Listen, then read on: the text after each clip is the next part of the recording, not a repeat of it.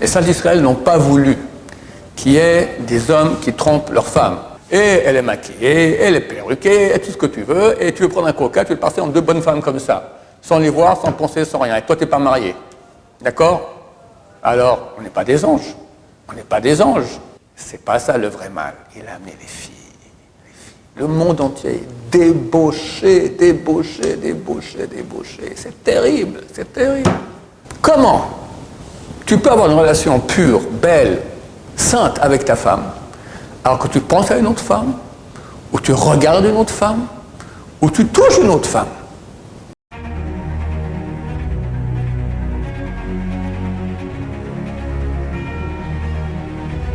Ce jour dédié pour le mérite de Serge et Karen Cohen et un grand Mazal Tov pour la bar mitzvah de leur fils Aaron Be'ez Hashem, qui le voit en grand tzaddik, kadosh vetahor, pur et saint.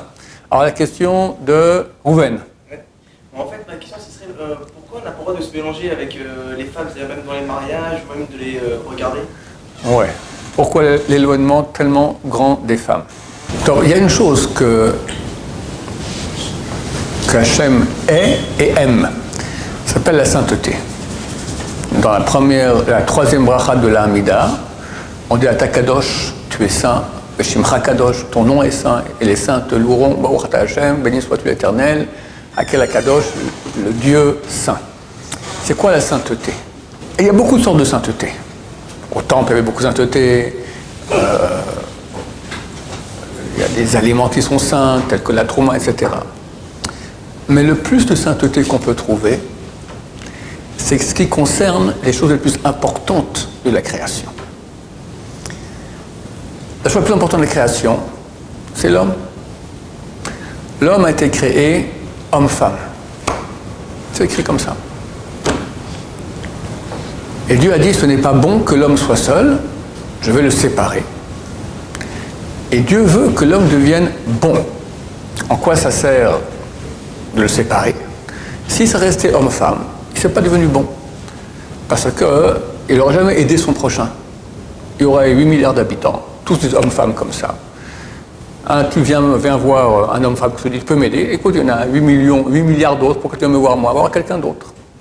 Donc Dieu va créer un être qui a besoin que je sois bon avec lui. C'est mon conjoint.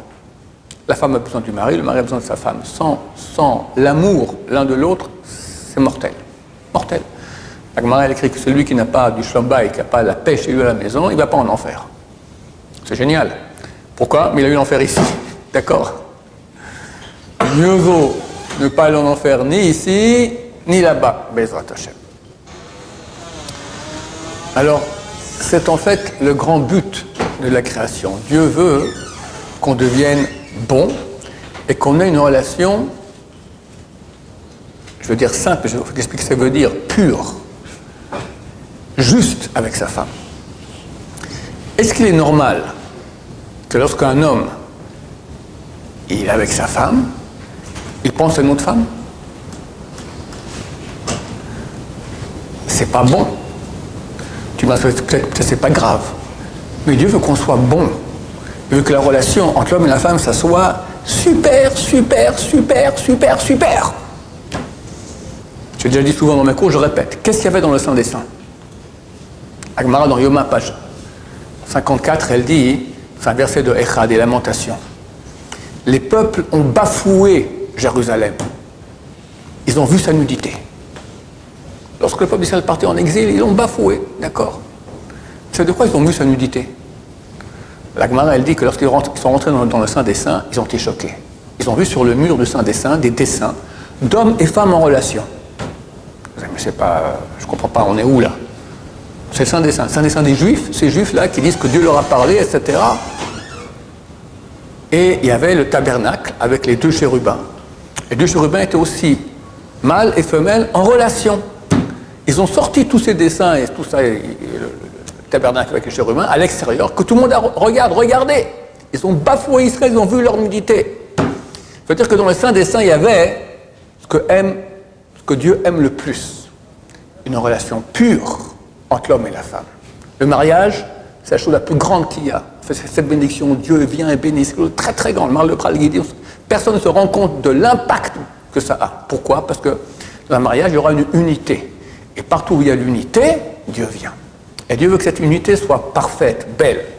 Je vais dire un secret, ceux qui savent, il n'y a rien de plus beau, de plus agréable, de plus grand, et que Dieu aime le plus que l'amour entre un homme et une femme. Rabbi Akiva, il a dit, si tous les livres sont saints, Shir HaShirim, c'est le saint des saints. Tu as lu une fois Shir HaShirim? Ne lis pas. Tu vas tomber dans les... Tu seras choqué. C'est histoire d'amour, mais érotique. D'amour complètement folle. Rabbi Akiva a dit, c'est le saint des saints.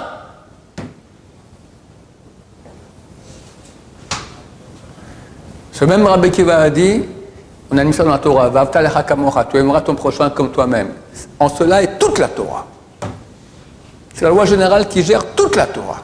C'est quoi aimer son prochain? Bon, c'est être gentil avec ses voisins, c'est être gentil avec ses copains à la yeshiva, mais ok, tu parles d'amour. Alors aimer tous les juifs. Mais qui je dois aimer plus parmi tous les juifs? Qui? Ben, ma femme. Chaque fois que je dis un mot gentil à ma femme, je fais une mitzvah de la Torah qui est une des mitzvahs les plus grandes. Il y a des gens qui achètent un hétrog bientôt pour 300 €, 500 € pour une seconde. Vas-y, dis à ta femme, je t'aime, t'es extraordinaire, je t'apprécie, quel bonheur d'être avec toi. T'as fait 4 mitzvot là, en 5 secondes. Les plus grandes de la Torah. Combien ça a coûté? Rien. Elle te dit, toi aussi, ah, c'est beau. T'aimes que quelqu'un te dise, t'es extraordinaire, Rouven? Ça te fait plaisir, hein? Ben, si quelqu'un peut le dire 1000 fois par jour, pourquoi pas le faire? Oui, et ça, c'est pas trop, c'est jamais trop. Ça t'embêterait qu'on te dise 1000 fois par jour? On te dit non, ça suffit? Tout le monde est content quand on lui dise des mots d'estime et des mots d'amour et des compliments. Ça, c'est un couple pur comme Dieu veut, et ça s'appelle le Saint des Saints. C'est ce que Dieu est, c'est ce que Dieu veut. Pour ça, il faut savoir que Dieu a créé aussi le mal, le serpent. Le serpent, qu'est-ce qui s'est passé? Pourquoi il allait tenter Ève? C'est marqué dans les livres qu'il a vu Adam et Ève nus en train d'avoir une relation. Alors, de quoi il était jaloux? Parce qu'il a vu, c'est comme un film porno, d'accord, il a vu comme elle était jolie, il s'est dit, ça me dit aussi, moi, de kiffer avec elle. Pas du tout. Il a vu la lumière, il a vu une sainteté, une beauté extraordinaire. Il voulait ça aussi. Pauvre type, le serpent, d'accord? Il a été tenté Ève. Il y a le mal. Il y a plein de serpents qui se baladent dans le monde, partout, surtout dans les petits appareils comme ça qu'on appelle les portables, les smartphones, Hashem Ishmor. On peut rentrer, tic, t'es mordu par le serpent, par des cobras terribles. Comment tu peux avoir une relation pure, belle, sainte avec ta femme, alors que tu penses à une autre femme, ou tu regardes une autre femme, ou tu touches une autre femme? Hashem Ishmor. T'aimerais, toi, que maintenant elle pense à d'autres hommes? Regarde les hommes. Heureusement, les femmes regardent, mais pas trop. Mais comment une femme, elle peut supporter qu'un homme, son mari, regarde d'autres femmes? Ben ça va, j'ai rien fait. Ok, t'as rien fait. C'est pas pur, c'est pas beau. Et ça que d'après la Torah, tu as fait. La Torah interdit ça de la Torah. On le dit 2 fois par jour. Velo taturu, vous ne poursuivrez pas. Vos corps et vos yeux, après lesquels vous vous prostituez. Prostituez. Tu regardes une femme dans la rue. Tac, comme si tu as mangé du porc. C'est bon? Après, une autre, tac, un feu de sanglier. Tac, un serpent. Tac, de la tortue. Tac, que j'en sais, moi, des fruits de mer. D'accord? Quelqu'un peut aller dans la rue maintenant au mois d'août à Paris ou à Nice. D'accord? Hashem Ishmor. Qu'est-ce qu'il a mangé comme repas maintenant? Buffet à volonté.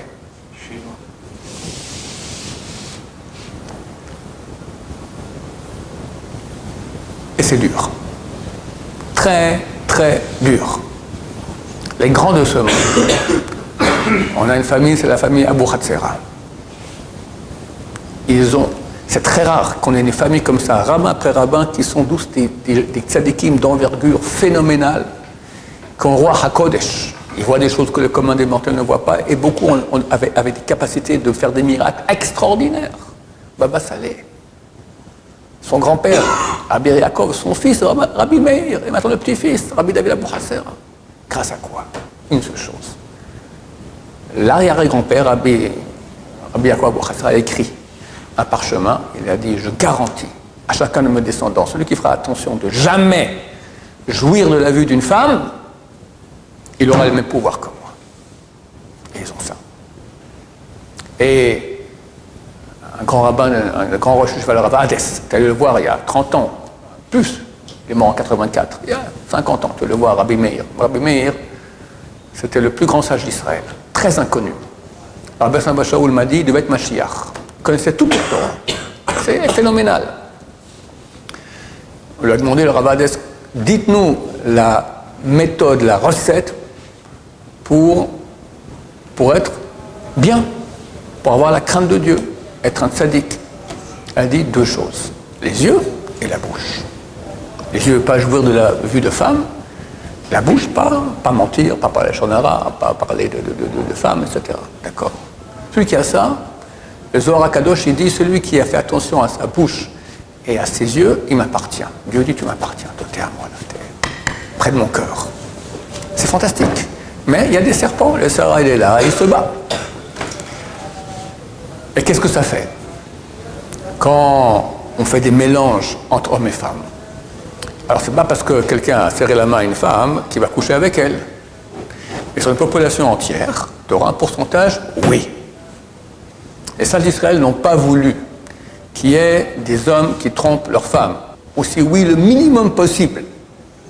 Alors ils ont fait une loi pour toute la société qu'on va faire une séparation entre hommes et femmes.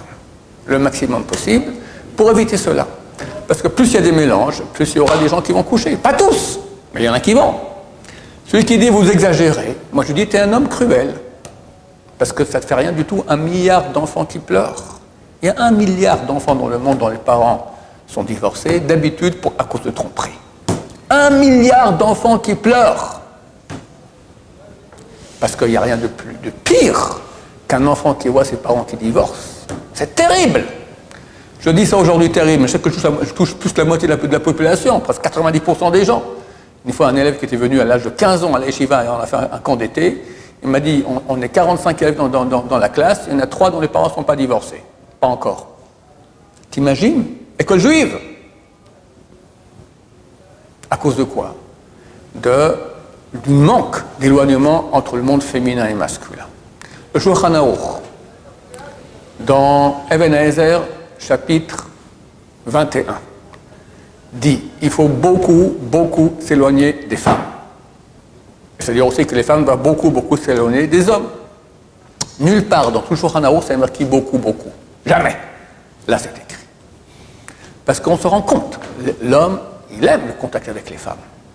La femme a le contact avec les hommes aussi, d'accord, c'est fait pour aller ensemble.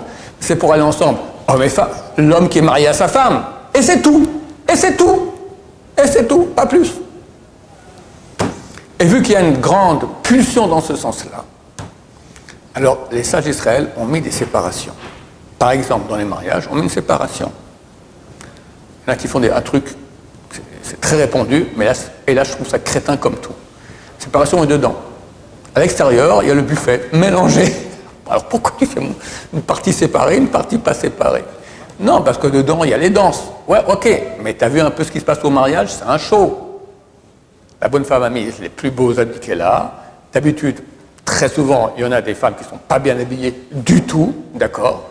Et elle est maquillée, elle est perruquée, et tout ce que tu veux, et tu veux prendre un coca, tu veux passer entre 2 bonnes femmes comme ça, sans les voir, sans penser, sans rien. Et toi, tu n'es pas marié. D'accord? Alors, on n'est pas des anges. On n'est pas des anges. À mon avis, séparation, il faut faire partout, à l'extérieur et à l'intérieur. En tout cas, ce genre de choses va faire qu'il y aura moins de contact entre le monde masculin et féminin et moins de tromperie. Il y avait un mariage il y a une quinzaine d'années ici, d'un de nos élèves, je ne sais plus qui c'était, la famille d'un de nos élèves. Et il y avait une famille que je connais un peu, de gens très riches de Paris. Alors ils me demandent, mais pourquoi vous faites une séparation comme ça? Je vais dire, écoutez, là, on est entre nous. Vous êtes d'accord avec moi qu'aucun d'entre vous n'a pas trompé sa femme. Personne n'a dit le contraire, d'accord? C'est des gens qui sont juifs, censés être religieux un peu au moins, c'est clair, ils font kippour, ils font le kiddush, ils ne mangent pas de porc. Tous ont trompé leur femme. Et leur femme, c'est pas mieux.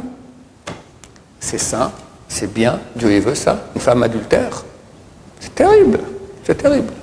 Non, mais sinon on devient des fanatiques, chroménistes, obscurantistes, pauvres types. Donc pour pouvoir serrer la main à la femme, d'accord, ou pire, danser avec elle sans rien faire. Tu peux faire ça et avoir 1 milliard d'enfants malheureux, de couples qui partent en cacahuète. C'est pas une cruauté terrible. Les sages d'Israël veulent le bien. Donc ils ont dit, on sépare. Et en plus, ça t'aidera à être une relation avec ta femme qui est pure, bien comme il faut, très bien. La preuve que c'est vraiment le serpent, que c'est la chose la plus haïe par Dieu, la chose la plus mauvaise qu'il y a, parce que bientôt on arrive à l'époque messianique, j'espère dans les jours à venir. Et là, tout le mal va être éradiqué.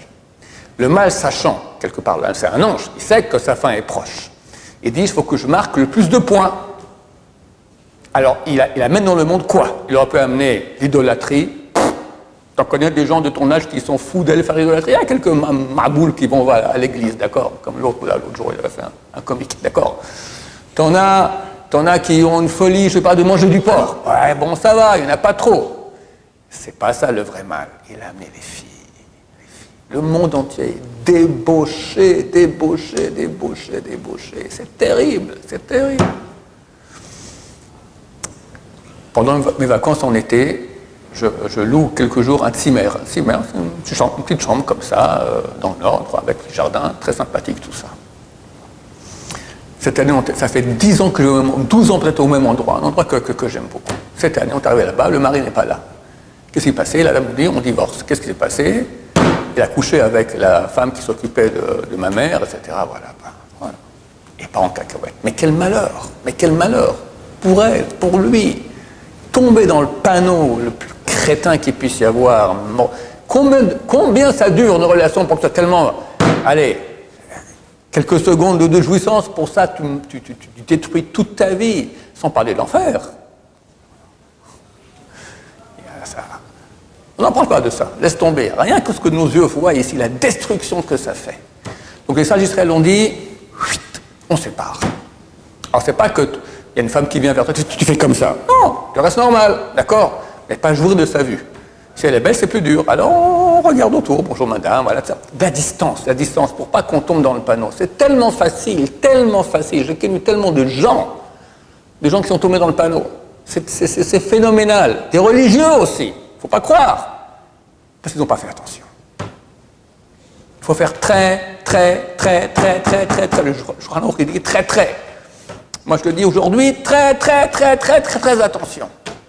Et celui qui fait cela, il devient kadosh, il devient pur, il devient saint, il est aimé de Dieu.